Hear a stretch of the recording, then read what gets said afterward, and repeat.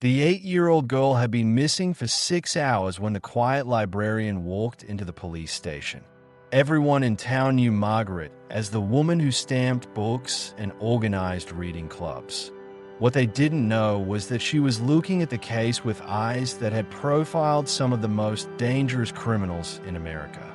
Within 20 minutes, she had identified patterns the local police had missed, connections that would lead them straight to the truth. Welcome to the Human Stories. Before we dive into this extraordinary story of hidden expertise and the mind that never stopped hunting monsters, tell me in the comments which city you're watching from today. And if you believe stories like Margaret's prove that heroes hide in the most unexpected places, hit that subscribe button. Margaret Sullivan had been the head librarian at Millbrook Public Library for exactly 12 years, 3 months, and 8 days. The townspeople knew her as a quiet, methodical woman who could find any book, recommend the perfect novel, and organize community events that somehow always ran exactly on schedule. What they didn't know was that Margaret's organizational skills had once been used to track serial killers across multiple states. The library was Margaret's sanctuary. Quiet aisles lined with books, the soft sound of pages turning, the predictable routine of helping people find information they needed. It was the opposite of a previous life, where every day brought new horrors, fresh crimes, and the constant pressure of getting inside the minds of people most humans couldn't comprehend. Margaret had joined the FBI straight out of graduate school, where she had earned a doctorate in criminal psychology with a focus on behavioral analysis. For 20 years, she had been part of the Behavioral Analysis Unit, the elite team that profiled unknown subjects for local law enforcement agencies who had run out of leads. Serial killers, kidnapping cases, crime so complex that traditional investigation methods weren't enough. She had been good at it, maybe too good. Margaret could look at a crime scene and see the story it told about the person who had created it. Age, background, psychological state, likely next moves. She could build psychological profiles that helped catch killers who had eluded capture for years. Her success rate was among the highest in the Bureau. Her insights had saved dozens of lives, and her reputation was known throughout federal law enforcement. But every case had taken something from her. Every profile meant spending hours, sometimes days, thinking like a killer, understanding their motivations, predicting their actions, getting so deep into their psychology that the line between hunter and hunted began to blur. Margaret had solved cases that made national headlines, but each victory came with a cost that only other profilers could understand. The breaking point had been the Thompson case, a serial killer who targeted families with young children, leaving behind crime scenes so methodical and precise that they spoke of a mind capable of planning months in advance. Margaret had spent 8 weeks inside that case, building a profile that eventually led to the killer's capture. But the psychological toll had been devastating. She had dreamed about the crime scenes, woken up analyzing behavioral patterns, found herself unconsciously profiling strangers on the street. When the case closed, Margaret had requested a transfer to a desk job, then early retirement 6 months later. She had bought a small house in Millbrook, a town of 4,000 people where the most serious crime was usually someone fishing without a license. The library position had been perfect, helping people find cookbooks instead of analyzing murder weapons, organizing children's story time instead of studying victimology. For 12 years, the system had worked. Margaret had found peace in the routine, satisfaction in helping students with research projects, and elderly residents find large print novels. Her past was buried so deep that even her closest friends in town knew only that she had worked for the government before moving to Millbrook. The call came on a Tuesday morning in October.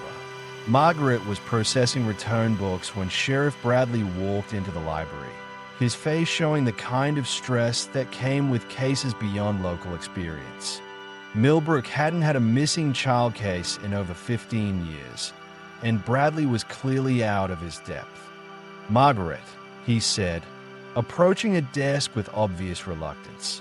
"I hate to bother you, but I know you used to work for the federal government, and I'm wondering if you might have any insight into a situation we are dealing with."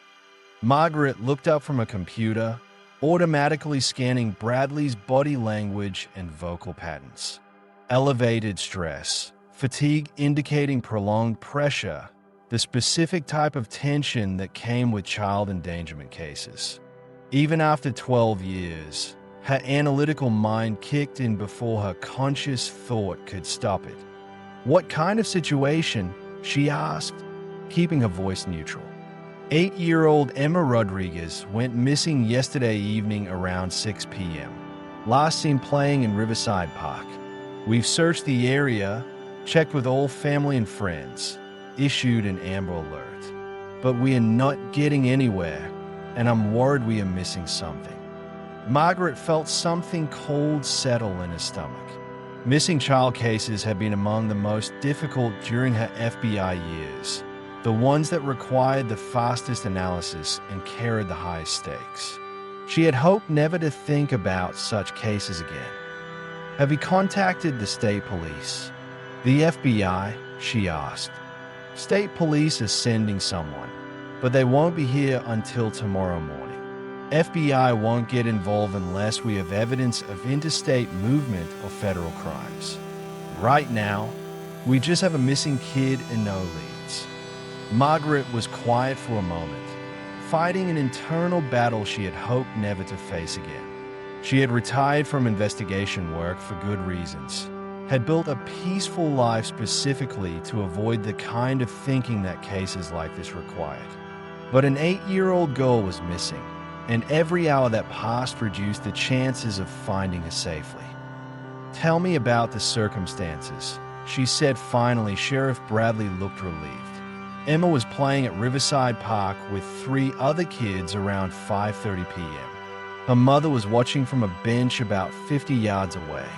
Around 6 p.m., the mother realized she couldn't see Emma anymore. The other kids said they thought she had gone to the bathroom, but when they checked, she wasn't there.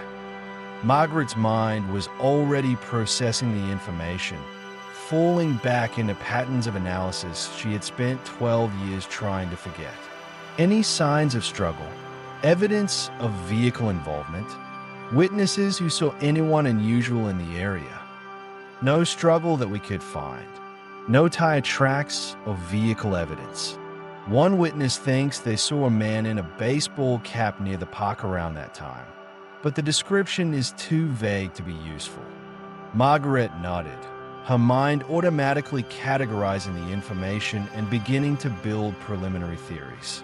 Despite herself, she was already thinking like a profiler again, considering the behavioral implications of each piece of evidence. "Sheriff," she said carefully, "I think I might be able to help, but I need to be honest with you about my background. I didn't just work for the federal government. I was an FBI behavioral analyst for 20 years. I specialized in cases exactly like this one." Bradley stayed at her for a moment, processing this information.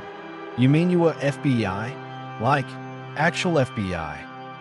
"Behavioral Analysis Unit. I profiled unknown subjects for local law enforcement when traditional investigation methods weren't sufficient. Missing persons, serial crimes, cases involving complex behavioral patterns." The sheriff's expression shifted from surprise to hope.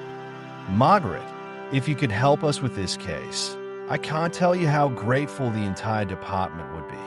We are in over our heads here." Margaret felt the familiar weight of responsibility settling on her shoulders. A child's life potentially hung in the balance, and she had skills that could make the difference between finding Emma alive and finding her too late. Despite her retirement, despite the psychological cost, she couldn't walk away from a case like this. "I'll need to see the crime scene, interview the witnesses, and review any physical evidence you've collected," she said. And Sheriff, I need you to understand that my analysis might reveal things about this case that are difficult to hear. 20 minutes later, Margaret stood in Riverside Park, looking at the scene with eyes she had hoped never to use again. But as she surveyed the area, her training took over completely. She was no longer the quiet librarian who helped children find picture books. She was Special Agent Margaret Sullivan, behavioral analyst, using skills honed by 20 years of hunting predators. The park layout told us several important things immediately. The location where Emma was last seen was visible from multiple directions, meaning the abduction had been planned to occur during a specific window of opportunity. The lack of struggle suggested either someone Emma knew and trusted, or someone who had used deception rather than force. The timing, just before dinner when families would be leaving the park, indicated someone familiar with local patterns. Margaret walked the perimeter, analyzing sight lines and escape routes. Her mind was building a profile of the unknown subject based on behavioral evidence that most people would miss. This wasn't a crime of opportunity. It was planned, methodical, carried out by someone who understood the location and had probably observed the pattern of activity for days or weeks beforehand. After 45 minutes at the scene, Margaret had enough information to begin building a preliminary profile. She returned to the police station and asked Sheriff Bradley to gather his entire investigative team. It was time to share what she had learned and to begin the hunt for Emma Rodriguez. The profile Margaret presented to the Millbrook Police Department was unlike anything they had ever heard. She described the unknown subject's likely age, background, psychological state, and probable relationship to the local community.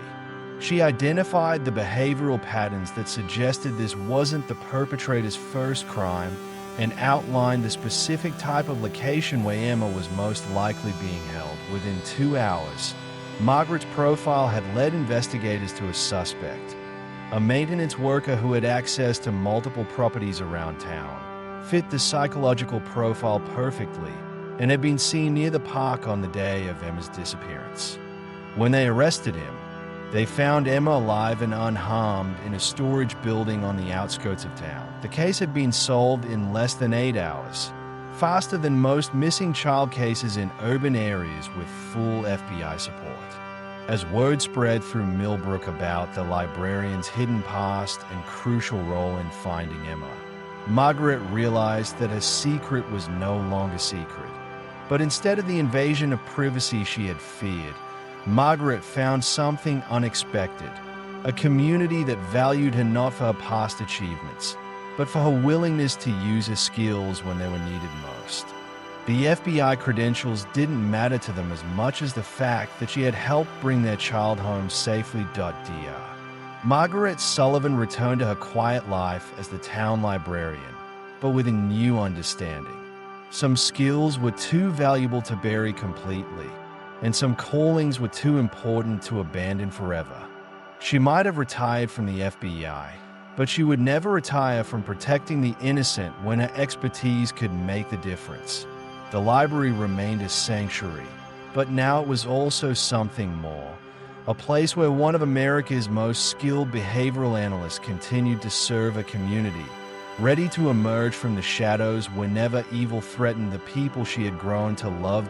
So I ask you, have you ever discovered that someone in your community was hiding extraordinary skills or experience? Someone whose quiet presence masked a background of service that could change everything when it mattered most. Share their story in the comments, because here at the Human Stories, we believe that the most powerful protectors are often the ones who never intended to be heroes again. Thank you for watching. If Margaret's story moved you, please subscribe and share this video. Help us honor those who carry their expertise quietly, ready to step forward when their skills can save lives, proving that heroes don't always retire. They just find new ways to serve. Until next time, remember, the person organizing your local book club might once have hunted serial killers, The quiet ones often carry the most extraordinary stories.